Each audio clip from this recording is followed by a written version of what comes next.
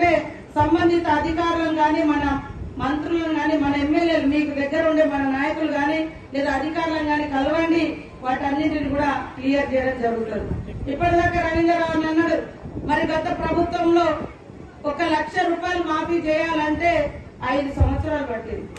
కానీ మరి నెల రోజులలో లక్షలాది మంది రైతులకు 2 లక్షల రూపాయల లెక్క మాఫీ చేసినాం. ఇంకా కొన్ని ఉన్నాయి, మేము లేవంటలేం, కానీ రకరకాల కారణాల రీత్యా అవి పెండింగ్ ఉన్నాయి. కొన్ని సహకార బ్యాంకులలో కూడా ఏదో కారణాలతోటి పెండింగ్ ఉన్నాయి. ఇంకా కొన్ని మరి పట్టాలు లేనటువంటి వాళ్ళు కూడా లోన్లు తీసుకున్నటువంటి వాళ్ళు, అలాంటి వాళ్ళే గాని ఇంకా ఇతరత్ర కారణాలు ఉన్నాయి. అవి కూడా ప్రభుత్వం దృష్టిలో ఉన్నాయి. తప్పకుండా వాటిని కూడా మాఫీ చేయడం జరుగుతుంది. ఏ హామీ అయితే ఇచ్చినామో అది సంపూర్ణంగా అమలు చేసే బాధ్యత మాది అని కూడా ఈ సందర్భంగా తెలియజేస్తాము.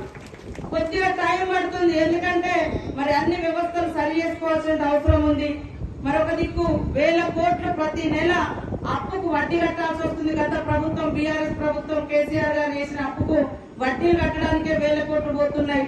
మరి మిగిలిన వచ్చేటువంటి ఇన్కమ్ ను పబ్లిక్ అందజేయాలనేటువంటి ఉద్దేశంతో ఇప్పుడు రాబోయే కాలంలో మరి అందరికీ పేదింటి బిడ్డలు కూడా సన్న బియ్యం తినాలని ఇంటింటికి సన్న బియ్యం పథకం తెస్తాను. ఒకప్పుడు సన్న బియ్యం అంటే మరి ఉన్నత కుటుంబాలే తినే ఆలోచన అనేది ఉండేది.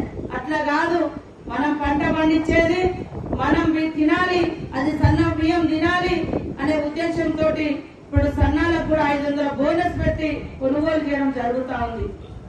అదే విధంగా ఇక్కడ ఈ నియోజకవర్గ అభివృద్ధి కోసం మరి 6 నిమిషాలు మన నాగరాజు గారు, మన ఎమ్మెల్యే గారు, మన ఇంకా